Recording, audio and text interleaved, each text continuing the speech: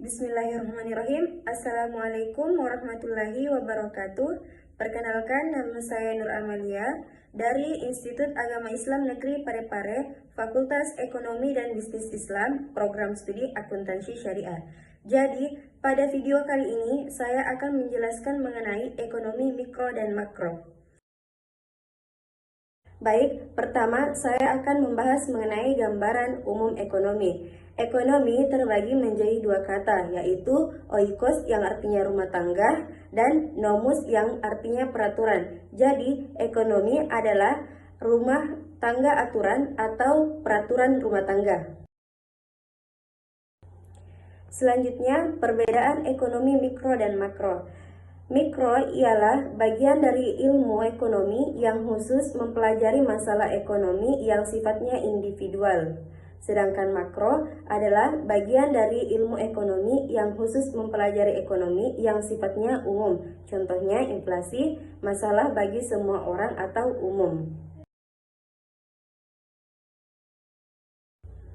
Nah, jenis-jenis kebutuhan ekonomi. Yang pertama, kebutuhan primer, ialah kebutuhan pokok seperti sandang, papan, dan pangan. Kemudian, kebutuhan sekunder ialah barang-barang yang sifatnya pelengkap yang menunjang kebutuhan pokok.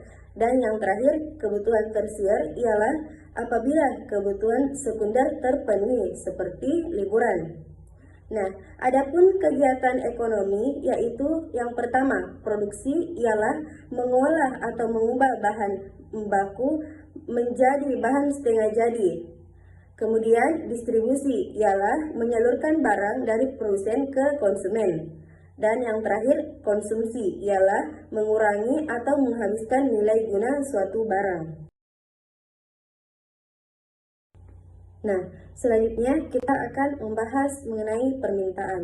Permintaan adalah kegiatan yang diiringi kesediaan dan kemampuan untuk membeli sejumlah barang atau jasa pada tingkat harga dan waktu tertentu. Adapun faktor yang mempengaruhi permintaan, yang pertama, harga barang atau jasa itu sendiri. Yang kedua, pendapatan. Yang ketiga, selera dan mode. Yang keempat, kualitas barang yang bersangkutan. Yang kelima, harga barang. Dan yang terakhir, ramalan masa datang. Selanjutnya, hukum permintaan. Hukum permintaan menyatakan semakin tinggi harga suatu barang atau jasa akan semakin kecil jumlah permintaan terhadap barang atau jasa tersebut. Dan sebaliknya, semakin rendah harganya akan semakin besar jumlah barang atau jasa yang diminta. Nah, selanjutnya kita masuk di penawaran. Penawaran adalah jumlah barang yang ingin dijual kepada produsen dan konsumen pada tingkat waktu tertentu. Faktor-faktor yang mempengaruhi penawaran, yang pertama, biaya produksi terdiri dari biaya bahan baku, tenaga kerja, dan riset. Kemudian, teknologi produksi. Dan yang terakhir, non-ekonomi. Faktor non-ekonomi yang mempengaruhi dalam menentukan penawaran diantaranya adanya bencana alam, larangan impor, dan kebijakan pemerintah.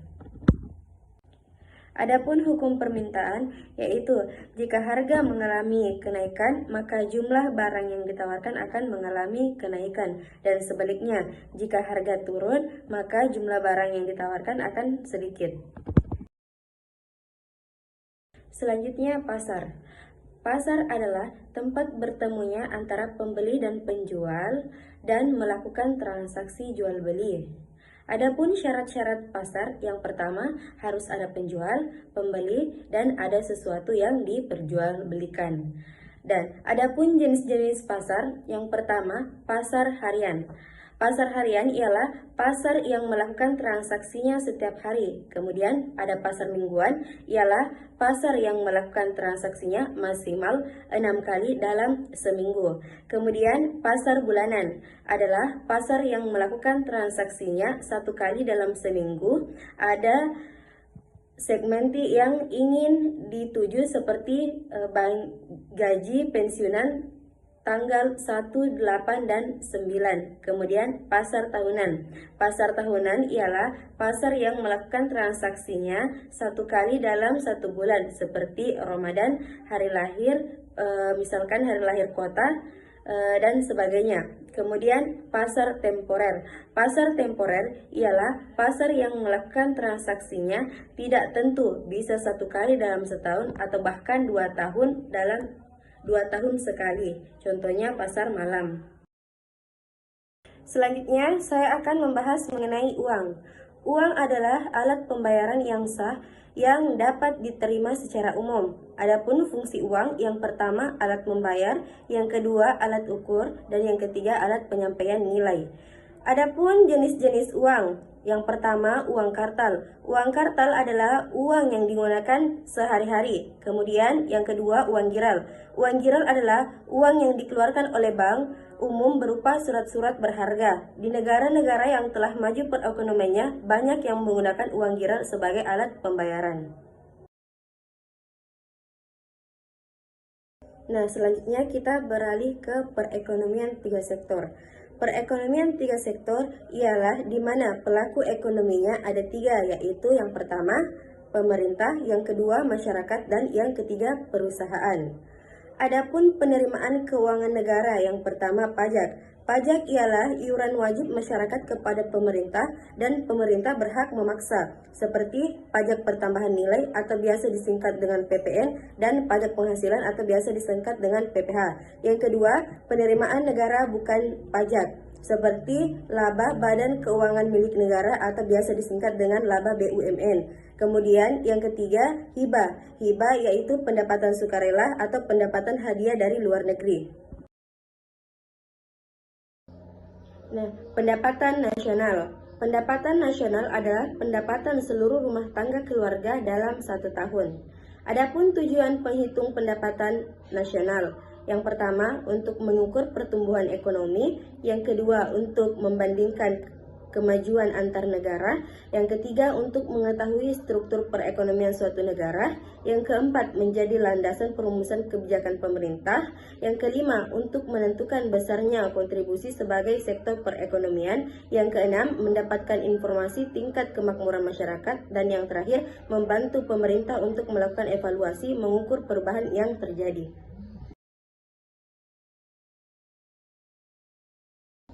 Inflasi. Inflasi yaitu kenaikan harga barang secara terus-menerus dan berlaku secara umum. Artinya, semua harga barang naik. Adapun faktor penyebab inflasi, yang pertama, jumlah uang yang beredar melebihi kebutuhan. Yang kedua, tradisi masyarakat yang bersifat konsumtif. Yang ketiga, terjadinya bencana alam. Yang keempat, kenaikan pajak. Yang kelima, terjadinya defisit terhadap APBN. Dan yang terakhir, kebijakan pemerintah, yaitu mencabut subsidi.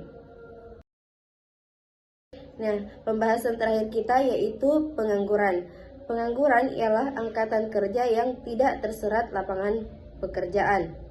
Kemudian, adapun jenis pengangguran, yang pertama, pengangguran friksional, yaitu orang yang sengaja menganggur. Yang kedua, pengangguran siklikal atau orang yang menganggur akibat penurunan COVID. Yang ketiga, pengangguran struktural atau orang yang menganggur karena perubahan struktur ekonomi.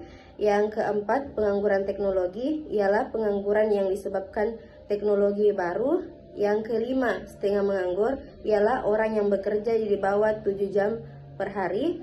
Kemudian yang keenam, pengangguran terbuka ialah orang yang benar-benar tidak punya pekerjaan. Kemudian yang ketujuh, pengangguran tersembunyi ialah orang yang kelihatannya bekerja tetapi tidak mempunyai penghasilan. Dan yang terakhir, pengangguran musiman, yaitu orang yang menganggur karena perubahan musim. Jadi cukup sekian penjelasan saya pada video kali ini. Semoga bermanfaat bagi teman-teman sekalian. Wabillahi taufiq wal hidayah. Wassalamualaikum warahmatullahi wabarakatuh.